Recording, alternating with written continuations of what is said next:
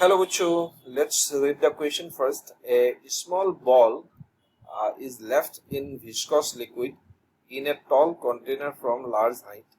Correct graph of its velocity with time is. Well, out of the four options A, B, C, D, we need to choose the correct option.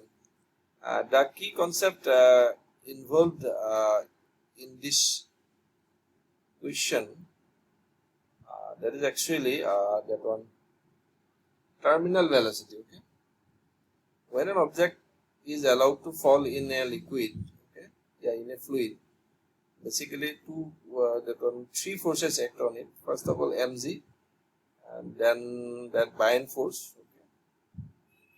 And as it starts moving down, that viscous force will come into play. But viscous force is mg and buoyant force is constant, but viscous force is 6 pi eta rv. Eta is viscosity, r is the radius of the object, and v is the velocity.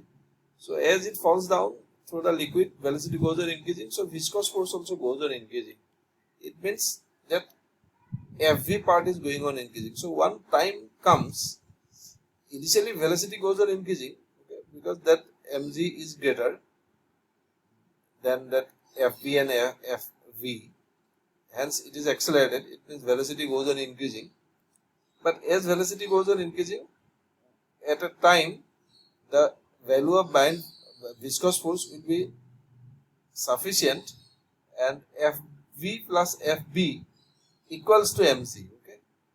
At that condition, actually net force becomes 0, because fv upward and buoyant force also upward, mg downward, so net force becomes 0. So as the net force becomes 0, this acceleration will be 0 only. Force 0 means net force 0 means acceleration is 0. So acceleration 0 means velocity constant. That is very important.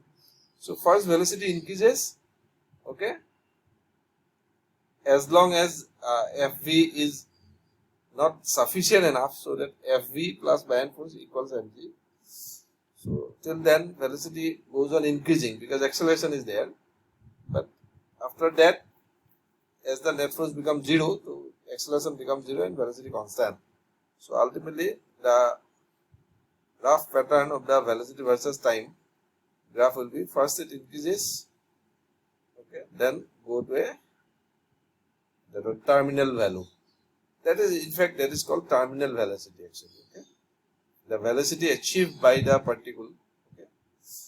The raindrop also fall down with terminal velocity only, because raindrop falls down in air. So air will give the viscous force upward, buoyant force also upward, but raindrops mg is downward. So before hitting the ground at a particular distance, actually raindrop gets terminal velocity only. So out of the four figures, actually B is the correct representation. So actually from which point it will start, it is not clear in the graph, in the question also, but pattern of the graph will be D will be totally wrong. It says that velocity decreases only, but fact is velocity first increases. C is also wrong, and A says that it continually increases, but we know that after a certain time it will get some terminal velocity. So out of the four options, B means second option is correct. Hope I could explain it and you understood it.